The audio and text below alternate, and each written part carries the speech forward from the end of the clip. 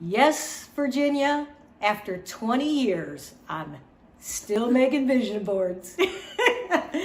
So it's that time of year when I get together with friends and make vision boards. And I leave out those friends that are the Saturday night live loving friends who love to send me the vision board video and crack up and also roll their eyes when they know I'm doing vision boarding. But what's important, like, why do I keep doing vision boarding? Because it's a really great way to create focus and clarity on your goals and the things that you want to achieve.